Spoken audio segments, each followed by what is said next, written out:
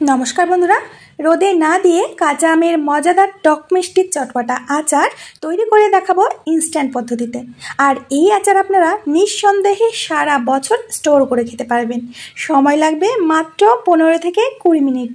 আর এই পদ্ধতিতে একবার বানালে বলবেন যে আগে কেন জানতাম না, এত সহজ পদ্ধতি। তো আসুন বন্ধুরা, দেখে নিন কীভাবে আমি এই আচারটা তৈরি করেছি। প্রথমে আমরা আচার তৈরির জন্য মশলা বানাবো। এর জন্য শুকনো ফ্রাই প্যানের মধ্যে দিয়ে দেব জিরা, মৌরি, সাথে দেব কালো জিরা, আর দেব গোটা ধনিয়া, দেব মেথি, আর দিয়ে দিচ্ছি 4টি শুকনো লঙ্কা।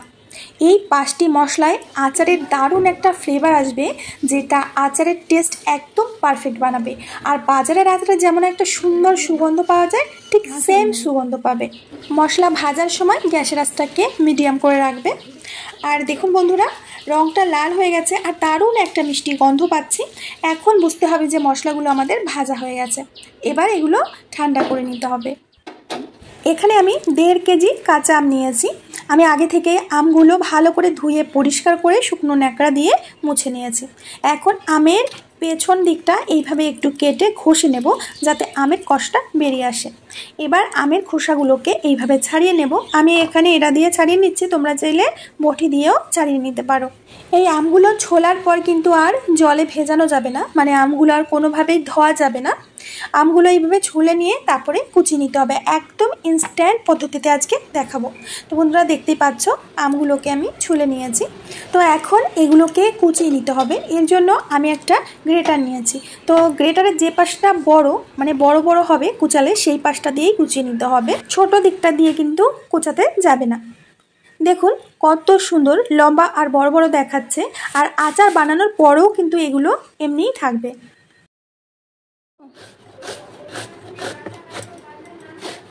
তো এই যে আমাদের আমগুলো কুচিয়ে নেওয়া হয়ে গেছে। আর আমগুলো কত সুন্দরভাবে কুচানো হয়েছে, এ দেখো। আর আচার বানানোর পর এরকমটাই থাকবে, এটা কিন্তু ভেঙে যাবে না, দেখবে। তো আর যে আটিগুলো আছে, আমের আটি, এগুলো কিন্তু আমরা আচারে ব্যবহার করব না। এগুলো যথেষ্ট শক্ত হয়ে গেছে, এটা ফেলে দিতে হবে। তো আচার বানানোর জন্য আমি একটা কড়াই নিয়েছি। এই কড়াইয়ের মধ্যে আমরা প্রথমে আমগুলো দিয়ে দেব। আজকের আচার বানাতে একটুও ঝামেলা মনে হবে না, না রোদে দিতে হবে, না শুকাতে হবে না, মানে একদম ইনস্ট্যান্ট আচার। এখন এর মধ্যে আমি দিয়ে দিচ্ছি 700 গ্রাম চিনি। এখানে 1.5 কিলো আম নিয়েছি, পরিমাণগুলো একটু খেয়াল করবে। আর দিয়ে দিচ্ছি 300 গ্রাম গুড়। মোটামুটি চিনি আর গুড় মিলে হয়েছে 1 কিলো। এখানে 1.5 কিলো আমের আচার বানাতে আমি 1 কিলো মিষ্টি ব্যবহার করেছি। তোমরা চাইলে শুধু গুড় দিয়েও আচারটা তৈরি করতে পারো, আর চাইলে পুরো চিনি দিয়েও আচারটা তৈরি করতে পারো। গ্যাসের আঁচটাকে লো করে রেখে চিনিটাকে প্রথমে গলিয়ে নিতে হবে। এদিকে আমাদের ভেজে রাখা মশলা ঠান্ডা হয়ে গেছে। এগুলো এখন গুঁড়ো করতে হবে। গুঁড়োটা কিন্তু একেবারে মিহি করবে না, একটু দানা দানা থাকবে, সেরকম করে গুঁড়ো করে নিতে হবে। আর বন্ধুরা, আমি দেখিয়ে দিচ্ছি, ঠিক এরকমটাই মশলাটা গুঁড়ো করতে হবে। আর এইদিকে চিনিটা গলে গেছে, আর দেখতেই পাচ্ছ আম থেকে যথেষ্ট পরিমাণে জল বেরিয়েছে। এক্সট্রা করে এখানে কোনো জল দেওয়ার দরকার নেই। এক্সট্রা করে জল দিলে কিন্তু এটা আর সারা বছর সংরক্ষণ করতে পারবে না। এখন গ্যাসের আঁচটাকে হাই টু মিডিয়াম করে রেখে এই আমগুলোকে কিছুক্ষণের জন্য জাল করতে হবে। এখন এর মধ্যে দিয়ে দেব কাশ্মীরি লাল লঙ্কার গুঁড়ো, এটা রঙের জন্য দিয়েছি। দিয়ে দেব সামান্য হলুদ, দিয়ে দেব স্বাদ মতো লবণ। এখন এগুলোকে আমের সাথে খুব ভালো করে নেড়ে চেড়ে মিশিয়ে নিতে হবে। আমি প্রত্যেক বছর প্রচুর আমের আচার বানিয়ে সংরক্ষণ করি, বাপের বাড়িতে পাঠাই, কিন্তু আমাদের গাছে এবার একটাও আম হয়নি। এর জন্য এবার আমার আচার বানানো হবে না। আমটা যখন এরকম একটু শুকিয়ে আসবে আমের রসটা, তখন আমরা আগে থেকে ভেজে রাখা মশলাটা দিয়ে দেব।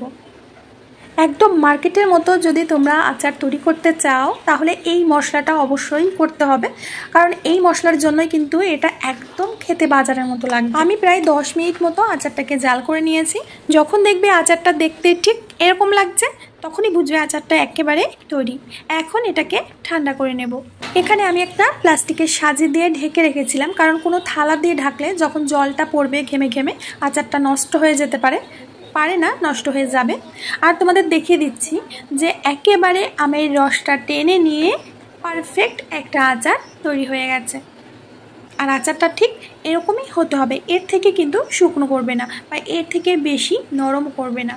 দেখতে কিন্তু একেবারে বাজারের মতোই হয়েছে। তোমরা আচারের দোকানে যখন আচার কিনতে যাবে এই ঝুড়ি আচারটা কিন্তু দেখতে এরকমই থাকে। এটা তোমরা কাচের বয়েমে ভরে সারা বছর সংরক্ষণ করতে পারবে, একটুও নষ্ট হবে না, আমি কথা দিচ্ছি। এইভাবে বানিয়ে তোমরা সারা বছর খেতে পারবে। তো বন্ধুরা, এই কাঁচা আমের ইনস্ট্যান্ট আচার রেসিপি আপনাদের কেমন লাগলো অবশ্যই আমাকে কমেন্টে জানাবেন। আজ এখানেই আমি বিদায় নেব, আবার দেখা হবে নতুন রেসিপির সাথে। অবশ্যই আপনারা রেসিপির জন্য অপেক্ষা করবেন আর আমিও আপনাদের জন্য অপেক্ষা করব। সবাই ভালো থাকুন, সুস্থ থাকুন এই কামনা করে আজকের ভিডিও এখানে শেষ করছি।